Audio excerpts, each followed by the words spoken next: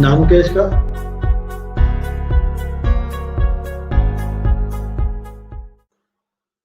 Good morning, United Kingdom, and good morning to another drive time session live with Lakhi Singh, the property fixer. Unfortunately, I think Lakhi Singh has got a bit of a pain in his back, or he is a bit of a pain in the back side. But anyhow, he may not be with us, but we do have a guest on today, a Mr. What's his name? Yes, Mr. Vincent. That's right. We have a Mr. Vincent who is on with us this morning. And the topic for the weekend, before we start, so we can start, Fridays, we are now attempting to have a somewhat more relaxed of a routine which covers lots of general topics. So we've got lots of interesting topics that are in the news. We'll try and cover some of those, but we'll go for some of the trending topics as well.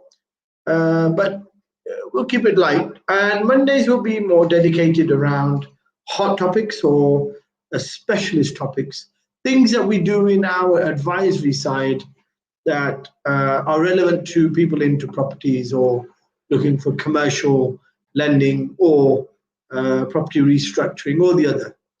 So, saying for the weekend, it's better to stand alone than with the crowd, or you can say it the other way around. It takes nothing to join the crowd, but it takes a lot to stand alone. A big statement that is very deep, full of strength. Most people don't have the strength to stand alone. They find it easier to go with the crowd. And sometimes you start thinking, who's the crowd? Who is it that governs this crowd? Who is it in the crowd that's steering the crowd? We'll ask this question, obviously, of our guest when we have him on. And the topic that I think the guest has taken, this gentleman, probably a property sourcer. How to get into property sourcing, I think, is his topic. So without further ado, we should have on Mr. Vincent. Vincent, I think, is it Horok? Yes. Good morning. Morning, Vincent. How are you? Excelente, Vincent. How are you doing? Yeah, I'm good. Thank you. Excelente. What part of the United Kingdom are you, sir? I'm in Scotland. Scotland. What part of Scotland? Borders, Scottish borders. On the border. What part of Scotland on the border? What city? So close to Kelso. I'm not sure if people know. Oh, okay. Galashiels, yeah. Kelso. Okay, right. Excellent. So you're on the border of England and Wales. So there is border England and Scotland. Yeah. Border England of and Scotland. That's right. Okay. So lovely to have you. What's the weather like there in Kelso? I mean, it's morning, so it's not that nice yet, but it's gonna pick up. Gonna pick up. Well, is it generally sunny at the moment? Is it generally cloudy all the time, rainy? What is it? Yeah, a couple last days was very nice, sunny. Mm-hmm. Excellent. Where are you originally from, Vincent? So I'm from Czech Republic originally. Czech Republic. Excellent. Got a lovely football team, I think. Is that right? Yeah. Yeah, I excellent think so, football team.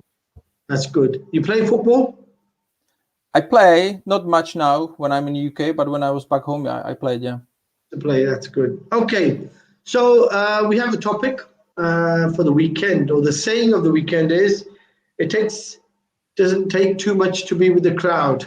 It takes a lot to stand alone or stand on your own.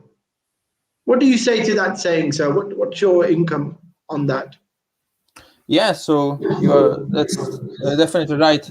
It's so many people that are just going with the crowd, and they don't realize, it's maybe there is a different way. So, and when people want to start something like property, for example, because it's about property, and it's their peer group, they are pulling them back because they don't want any difference and it's very difficult for people to start if they don't have the right mindset, basically. So, I think people need to work first on their head, on their mindset, that after they can work on, the property or anything else.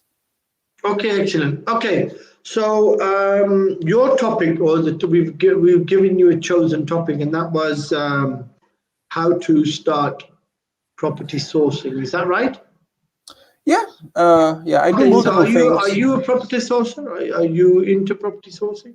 Yeah. I mean, me and my business partner, we are sourcing some deals. But we do a lot of different things. But I'm supposed to pick up the topic, so yeah, I picked one. Okay, so you're into property sourcing. So are you? Have you been doing it for a while? Not so long. I mean, just since January this year, actually. And in the property business, I'm a year and a half or something like that. Mm-hmm. So Yeah. what do you do before property sourcing? Were you a builder, or were you? No, before property sourcing, in the very first year, we were building our own property portfolio. So this was our main focus, to find some properties, raise money from investors, and just do some deals. So we've done some of that, and after we just added property sourcing to it. Okay, so let's take that as a benchmark. Property sourcing. First, tell us what is property sourcing? What is it that people do who are property sourcers? Do you make money in property sourcing, or are you just looking for property for yourself? Do you always have a pool of people who give you their demand, and you're looking for them, and then you make money by giving them the deal? How does it work? So why we started, basically, we are looking for the deals for us, but we need to find very, very good deals for us. And the good deals, I mean, like infinite return deals, so deals where we can pull out all of the money. The reason is because we are not using our own money, we are using investors' money, so that's the only way how we can do it. But in the meantime, we see a lot of different properties which have a good return on investment, and they are not for us. So we will find an investor, we will pass it to an investor, do all the research, all the due diligence, builders quotes, and all of that. And after we present to our investors, and if they like the deal, so they pay us like a finder's fee, that we negotiate the deal, we found it, we've done all the due diligence, and they're gonna buy it through the estate agent or off market, depends. Excellent. Okay, so what is the first point then? How do you start in property sourcing? What's the first thing you need, first ingredient to become a property sourcer? So I think first what you need to know, be able to find deals, to be able to negotiate the deals. So basically, either to learn from books, from videos, or just make some education to yourself, either do some training with someone or some coaching with someone, just to get, some knowledge in you. Because if you're just gonna go out there, because I see a lot of sources which are just starting, and they don't know how the deal is supposed to look like. So they go and after okay, so give us an understanding then. What should a deal look like for it to be a sourced deal? But when you say that, what are you looking for? When you see a property, I've got a property worth $1 million. I want to sell it. What are you going to do? How are you going to take the thing is what all the investors they want have as high return on investment as possible. So you need to be able to find property which is having I would say like minimum 20% return on their investment. And in that case, if you are able to find something like that, so you might be able to sell it to investor. It's obviously not easy, but if you are just 20%, it said 20% return on investment. What does that mean? And let's first cut that bit out and let's try to understand it. I've got £1 million. I give you £1 million and say, there you are, Vincent. Use this money and give me 20% return on that investment. How long for? How many days will I get that 20% back in? And how will you take the money? Is it on a contract? When do you give me that money back? What are the key points that I need to know about? Yeah, so this is what you are saying. It's not like that you would be buying deal.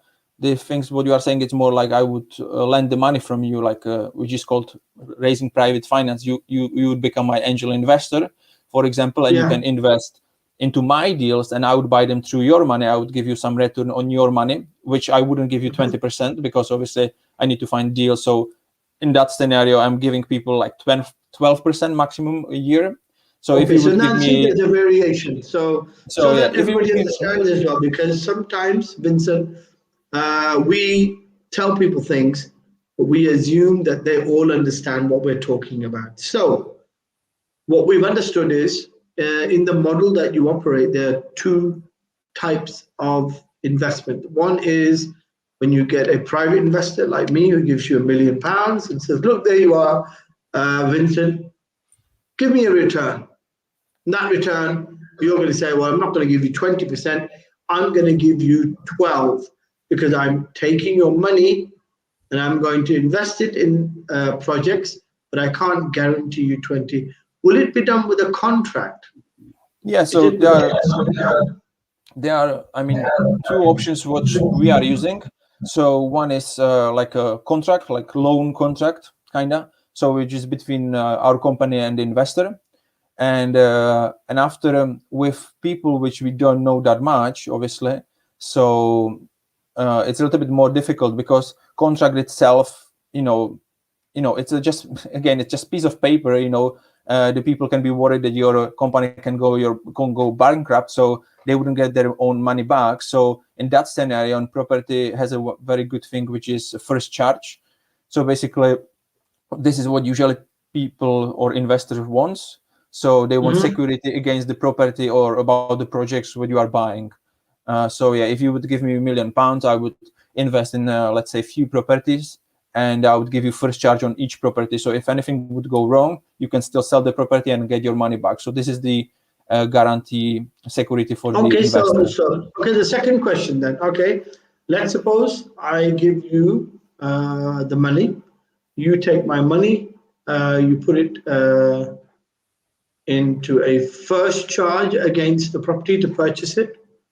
Now, what is the condition of the property? Well, let's suppose you spent £300,000. You bought a property. You've put in £300,000. You got a first charge on the property. In that situation, what would the property be worth, really? Is it a £300,000 property?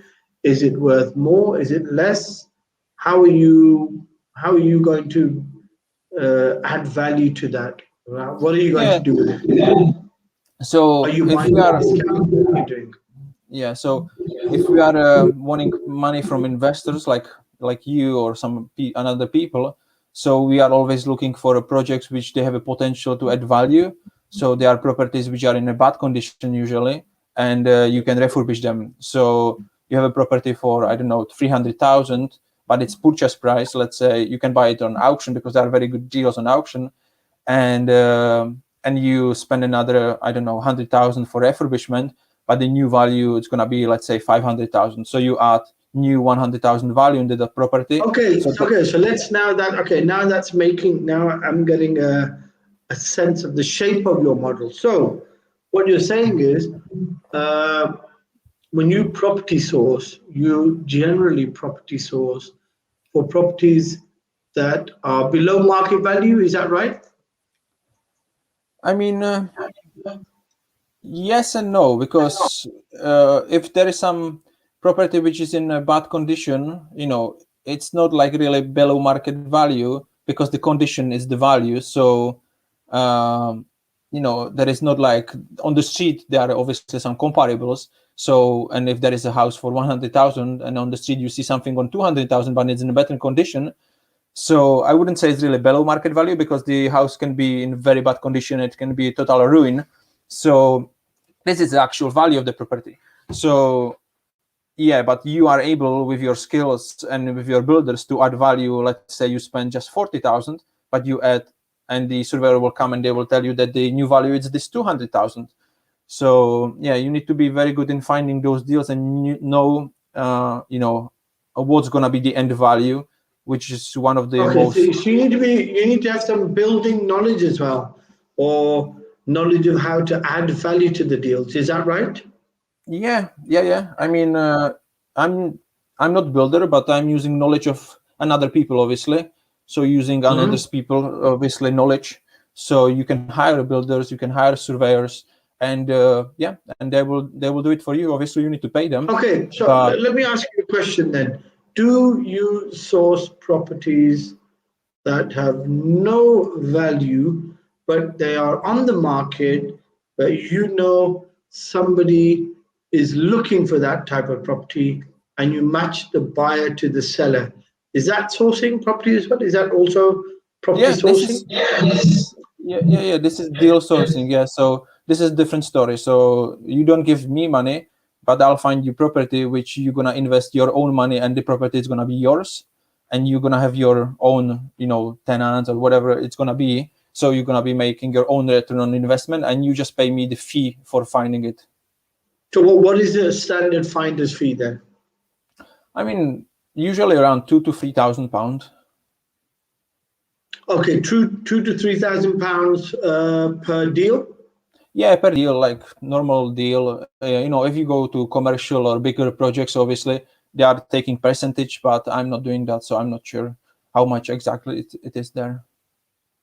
Excellent. Okay, so right. So the question I asked was, how do you start? And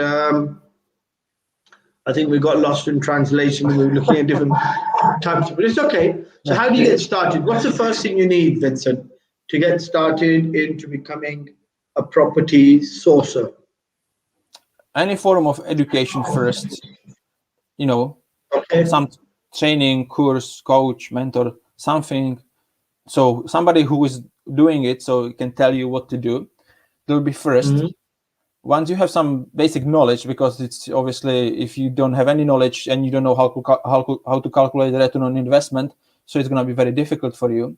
After, when you have some basic knowledge, so you need to book as many viewings as possible, either on the market or try to get off market list. But with the off market, it's a little bit more difficult, obviously.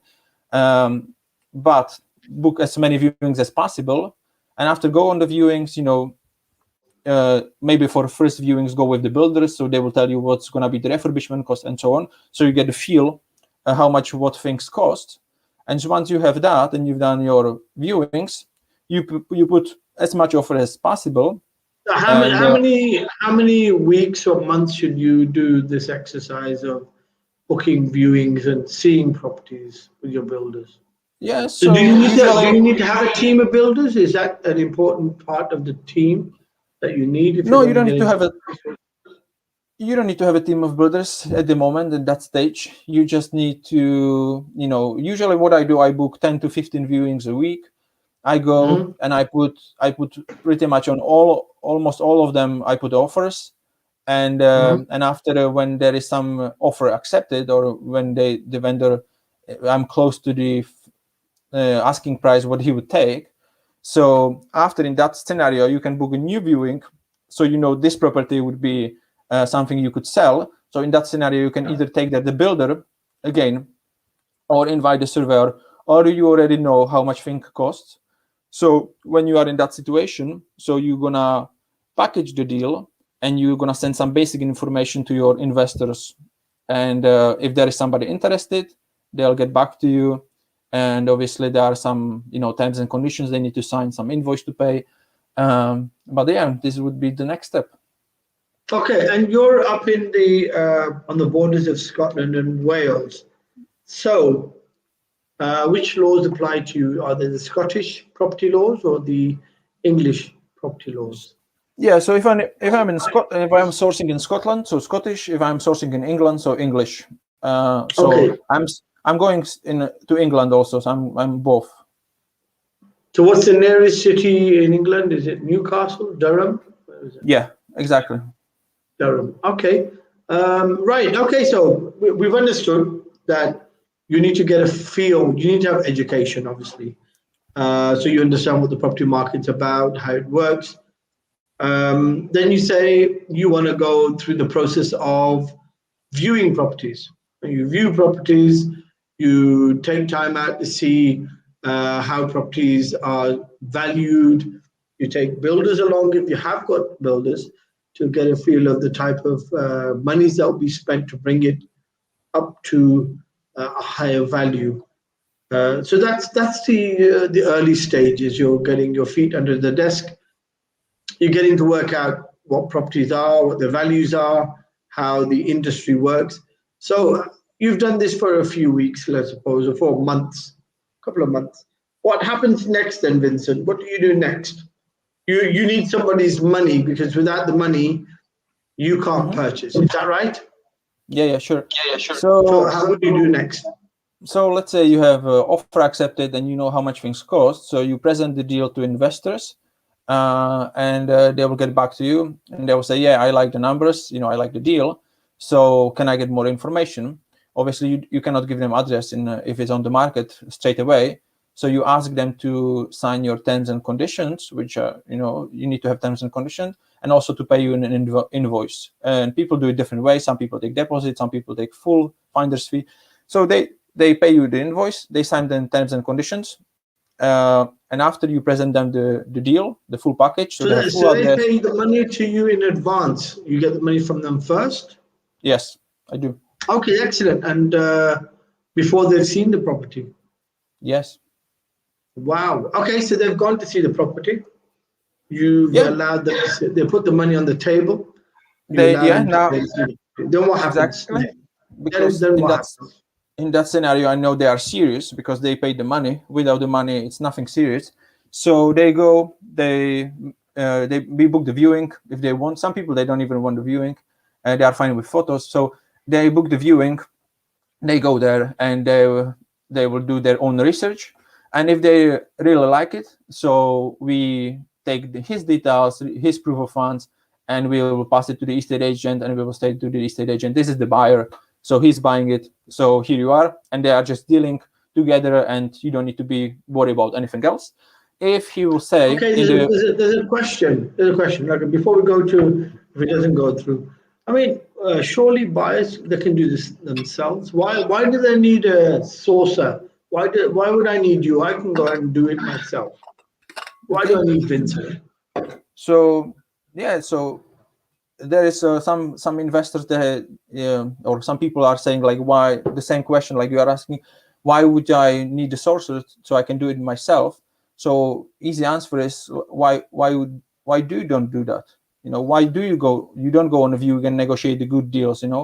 So if you have a time, so just go and do it. I don't mind. Obviously, there is a lot of people, they have a lot of money and they are, they have good businesses and they don't have a time to spend on the viewings, and it's hours and hours. People see the big money, 2,000, 3,000 per deal, but they don't see that I had to see maybe 40 properties, spend few nights in different cities to, sleep over, eat somewhere. So, it all costs money and time, and people wish they have money. So they know that the most valuable, it's not the money, but it's the time. So that's why. Excellent. So there's a model there that I think I'm getting out of your conversation, that it's not just about seeing a deal in the local newspaper and going to see it. This is a bit bigger than, broader than that you actually do it with a broader intent, that you are somewhat out of your house and you're out on the road looking for property. What's your area of operation then? Yeah, so Scotland and northeast of England. Okay, so Scotland and the northeast. Scotland is quite a small area on the map. When you drive around, it's quite big. So, so do you operate from? Do you go to Glasgow? Yeah, Glasgow a lot. Yeah. So you do Aberdeen? Glasgow, no, we don't go to Aberdeen, but we go quite often to Glasgow. We are in Borders.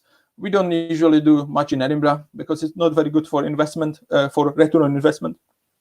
Yeah, but we go in England to Newcastle, Durham, Middlesbrough, and locations like that. Okay, so you go all over. And do you have a pool of people who tell you about the deals as well? I mean, that's just easy to say. You pick the telephone up, or you look at the website, or you go through, Zoopla or Rightmove, or you look Mhm. at the estate agencies. What about, do you have people on ground who are giving you information about deals? Have you got a network now of people who are looking for deals for you? Yeah, I have some people which they are which is called like co-sourcing, so they are not compliant, so they cannot sell the deal legally, and they are just starting, so they are in the different locations, so Mhm. they want to earn some money as well, so they are going on the viewings, they do all the job, and after I'm the one who needs to sell them, and they are in different locations. Yeah, so I have also some people more in down south, so yeah. Excellent. Have you sold any properties in the south, out the south of Yorkshire? Deals, you mean? No. Yeah. Have No, you got no, no, no. buyers in the south? Anybody from London or Yes, Oxford or? yes, I have still quite lots of actually buyers from London, but Mhm. they sign up to our mailing list because they want properties up north. Okay. And what's the biggest property you source at the moment? What type of, what's the value on these properties? So I'm just sourcing kind of small value properties, nothing big. So from let's say £40,000 to £100,000 values in here in Northeast. Wow. That's it. Yeah, that's it. Yeah, yeah. In here are not big values of the properties, which makes the return on investment much better, obviously. Easy. Yeah. It's a perception thing as well. Sometimes smaller deals, more turnaround, more deals is better than having one big deal. And what about the overall plan for 2021? How are you doing? Has the market picked up? There's lots of news on the vibes that the housing market has picked up. Is that correct? Is that true for you?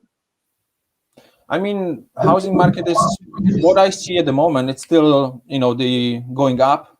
People are just buying still like crazy, overbidding themselves. So, I mean, for us who was doing property sourcing and wants to sell the deals, it's more difficult because you cannot negotiate that much because everybody wants asking price. So it's obviously more difficult. But again, like this is what government was doing. So stamp duty holidays and things like that. So people are just buying houses, and for people who are buying residential houses, for them it's if they buy a house for 100 or 120, the monthly payment is not a big difference for them, so they don't see the problem to put 5 or 10,000 more above asking price. But for investors it's a big difference when you are calculating return on investment. Mm. So yeah, but Okay, so it's fine. It's fine. okay, tell me. So now, I mean, we asked you, if I said to you, if I gave you money. So, what's the other way? What's the other way of investing? So, if you've got people who give you money to invest, and you say 20% return, what's the formula on 20% return? You've not explained that yet. How do I get 20% return from you? Not from me, from your investment. If I'll source you the investment, okay? Yeah. Yeah. So basically, we found some deal. Let's say we found.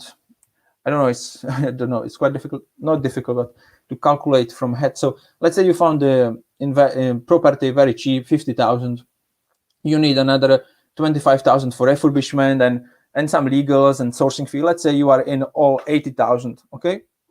So you are Mm-hmm. in £80,000. So we will find you this property. We'll tell you, okay, you're gonna spend 80,000 for that property, and new value is gonna be, let's say, 120,000. Okay. So Okay. you're gonna Is spend that the 80. benchmark? Is that a correct benchmark we should be following? What is the benchmark? You spend 10, how much should you really get in return? So I don't What is know the exactly. benchmark for spending money? I'm not You sure have exactly what you what I mean mean to say is benchmark. you got a property, you buy a property, you're saying you Mhm. spend this much money. Now spending the money is going to make the value go up. What is the yardstick or the rule, the right the thumb rule. If you spend X amount, you should actually get Y amount uplift. Is there a rule, or do you just do it anyway? I mean, yeah, I don't have really a rule for that, to be honest. But what we are always focusing on what's the end value, what's going to be end value, and how much we are thinking to spend. So so to put it back on the standard, and we can check the end value obviously with some comparables on the street or something like that. So yeah, I don't have any rule of thumb because you don't. Okay, that see, because that to me is a bit of a widget then, or a weakness in it, because okay, you got a property you're buying for 50. The other properties in that road are, let's suppose, 120. You're buying it for 50. Technically, you've got more than a 50% discount. The reason being, it's dilapidated. It's got a lot of work to be done on it. So it's £50,000. The average property on that road is 120. Now, if I was going to spend 20,000 on that property, and the value goes over 100,000, that's a good investment, because I've spent 20, I've purchased it for 50, that's 70,000 spent, and now the property is worth 120. It's equal to all the properties on that road. It's done up to a decent spec. I've got around is about 80%, 90% return on my investment. Now, is that the benchmark? Is that the way you do it? And how much money do you make out of it? What do you take from that service? So yeah, so I explained before. So if you source deal like that, let's say, so you can charge £3,000 for finder's fee. This is what is it in it for you as a deal sourcer, but what is in it for the investor? So he's gonna have obviously some property which he's gonna refurbish, and after when the new value comes up, so he's gonna refinance and pull as much money as he can from the deal, and depends how much he'll leave in the deal. So based on that, it's calculate the return on investment together with the profit from the rent. So yeah, so that's the basic. And you don't charge any money. You don't do any of the refurbs. You don't do any of the building work. So there's no money apart from the 2,000 to 3,000 to find that property. Is that right? Depends. I do. We are also offering our investors project management, so we can project manage the property and invite the tradesmen and do all the work for them, because a lot of investors, they are living far away from the property. We can also manage the property. We have our own letting agency, but a lot of deal sources, they are just selling the deals, and just after the investors needs to take care about all of that himself. So everybody's different. Okay, and those costs, they can be increased if there's a property that's got a corner plot, or it's got room for extension, or it's got outstanding building permission. Do you do all that search as well? Do you find all that out for the investor? Yeah, so if there is any potential for things like that, extensions and so on, so we obviously show this to the investor. But to be honest, we are not really focusing on that much. We are trying to look for very simple projects, which it's more like refurbishment inside, out, and not much extension and so on. Okay, so you're not going for anything which requires planning. No, you're just, not really. Okay, so you're keeping it nice and simple. Yep. Yeah. Most of your properties that you have sourced in this way, are they more terraced houses, or are they more detached? What type of houses are they? Yeah, so I mean, the last few deals which we saw, it was 2 semi-detached houses, 1 flat, and another one, it was terraced house. So yeah, anything. Excellent. Okay, so anything goes. And what's the largest deal you've done? What's the biggest deal that you've been sourcing for? like a castle or a hotel? No castles, no hotels? No. This I'm saying, like we are focusing just on the regular 2 3-bedroom houses or some flats. So yeah, as I said, like up to £100,000. We are not doing anything bigger at the moment. We feel confident in that in here. So and it works. So we are why change now if it works. Is it mainly old houses, or are you in the new builds as well? Are you doing No, old new houses. build properties, old houses?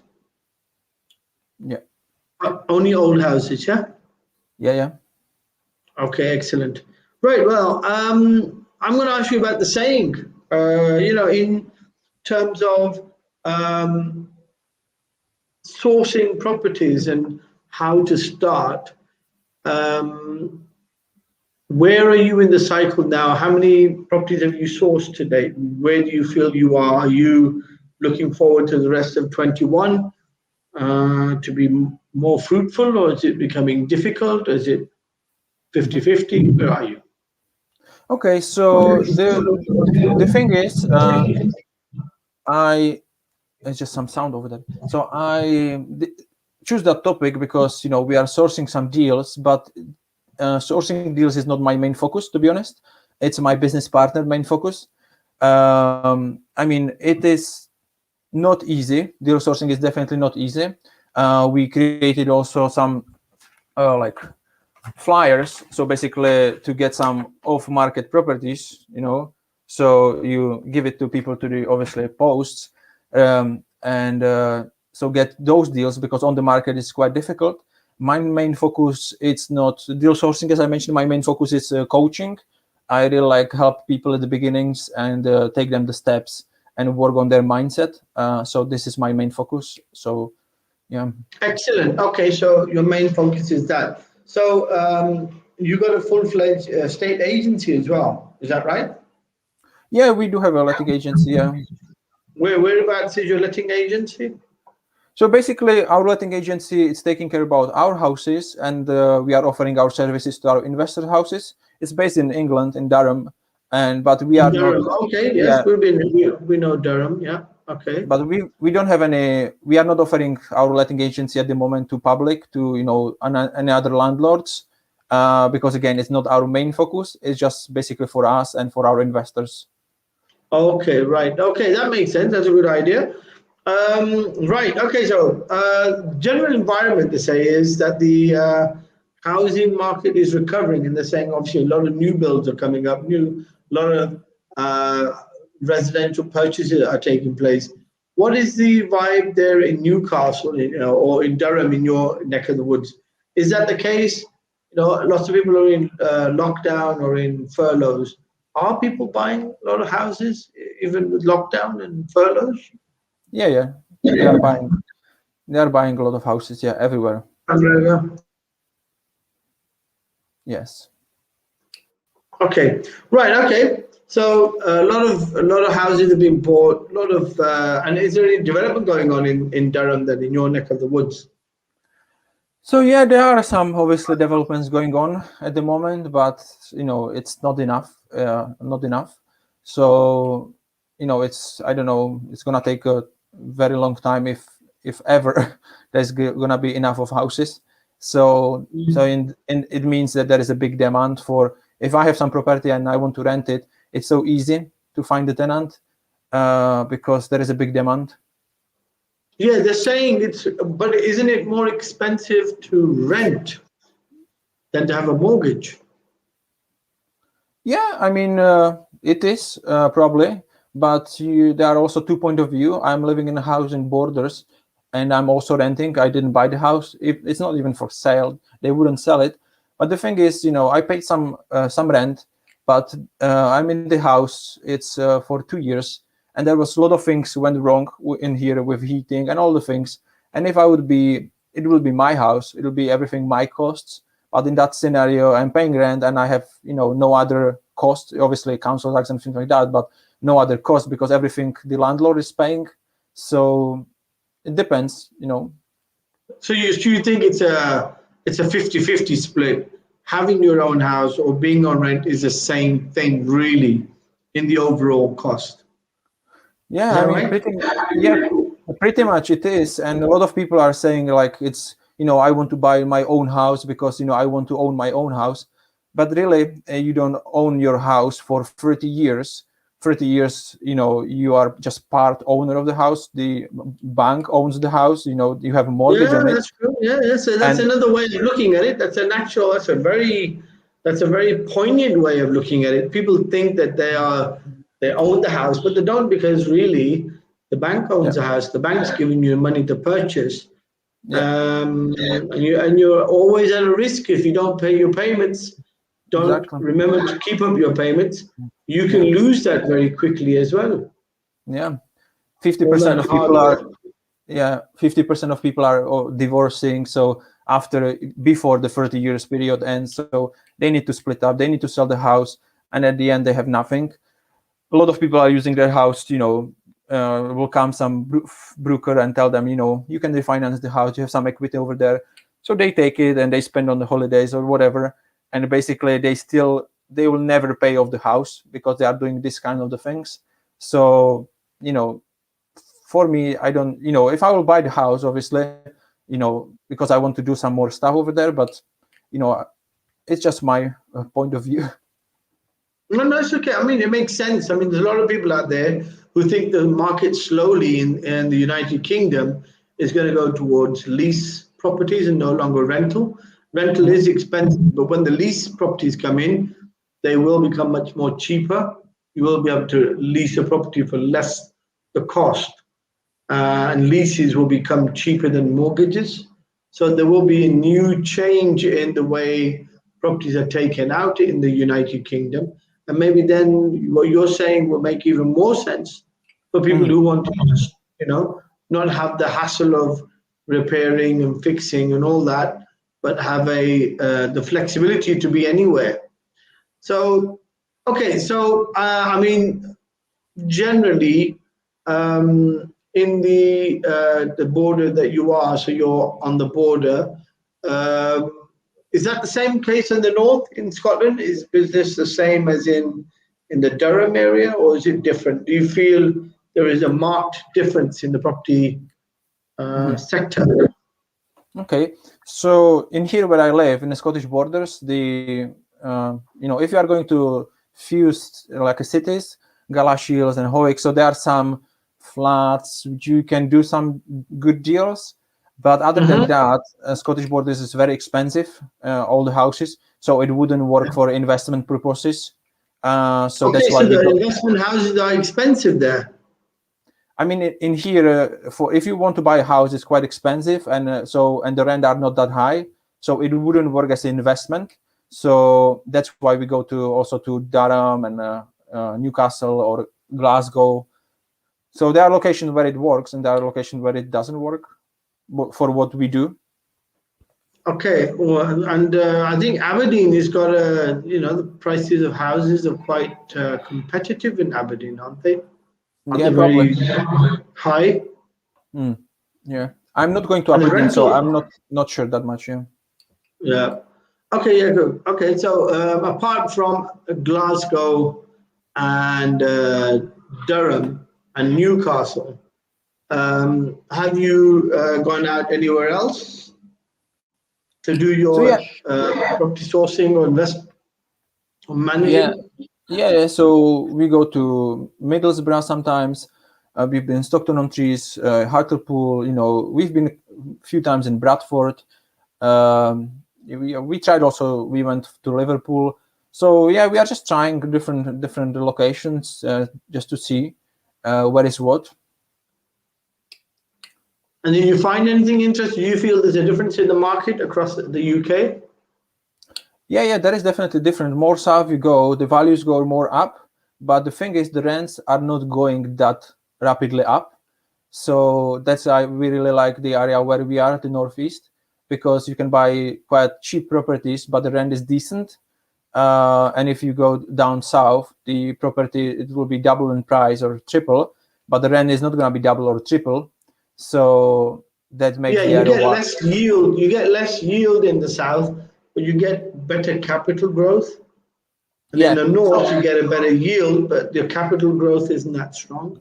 Yes. So it depends what you are focusing on. So we are more focusing on the yield or return on investment because we want to build, as high passive income as possible, and we don't really care that much about capital appreciation at the moment. Obviously, there are people which they have a lot of money and they want to put them somewhere, and their main focus is capital appreciation. So so they can be down south, and that's totally fine. It's just not our main thing. Yeah. Okay, and have you worked in the south at all? Have you been down to London at all and seen business in the city? No, I've not been. I'm going to London actually in September, in the start of September, but Excellent. I've not been there like to really source some houses or going for viewings. I know a lot of people from there, so they are Yeah, I telling me think there's what quite a big Czech community in London. I'm sure there is. Must be. yeah, for Around sure. London in those areas, in I think places like Luton and what's the place called? It's just outside of London. A couple of cities. They've got a strong Polish or Czech community. Yeah. So, right, okay. So, generally, just to round off the topic, I mean, you're into property sourcing now. What type of incomes do you think you're expecting to make if you're a good sourcer in this space? What type of- So I think it's very varied. So there are some deal sources, they sell one deal a month, so you can earn £3,000 a month. And there are some deal sources which they sell 3-4 deals, so you can make £10,000 a month, which sounds obviously nice, but again, it's not that easy because all the process, it takes some time, before the investors will say yes, and after they will deal with the estate agent. So it's not, it's not that quick as a lot of people think, and it's not that easy like a lot of people think. But obviously, the possibilities are endless. So it's just up to you and how good you are and how much you are willing to put it in. So how do you get your source? How do you get your buyers then, Vincent? How do you get these people to trust you? And how many people do you have in your books who are always looking for properties in your areas? So this is another, I would say, most difficult part in deal sourcing, to find investors. So there are obviously ways how to do it, through social media, to advertising, speaking with people, networking, going on networking events, telling people what you do. So there's a whole process of that, and it takes time. It takes time to build the trust, credibility, and just to get some people to know you. So we are working on this daily. So every day, seeing some posts on social media, seeing what people are looking for, commenting, just being present and helping people, and and building this credibility. We don't have many people on our mailing list. We have around 400 people at the moment, but it doesn't mean this is 400 ready to go investors. It's 400 people which are on mailing list. And when you send an email with some deals, so maybe 2-3 people reply that they are interested about these deals. So everybody is in a different situation, different time.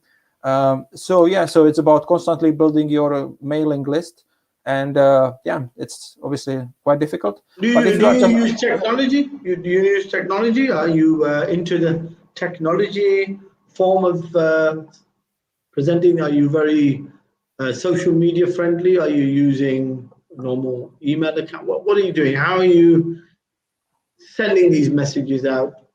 Are you got a website? Do you work on a Facebook page? So we do have a Facebook page, and we are active on social media. We have our mailing platform where we are sending the mails from to our investors. Sometimes we run also some ads, so to attract some attention. So there is a lot of ways to do it. Okay, so your partner, he is on. What's his main interest then? He said he does other things. He's not really into the. So his main focus is deal sourcing at the moment. So he's the main deal sourcer, and you also have gotten into it. Is that right?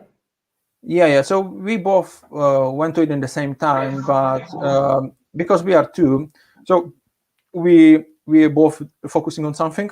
So he's focusing on deal sourcing. I'm helping him to build the investor list and and doing these things.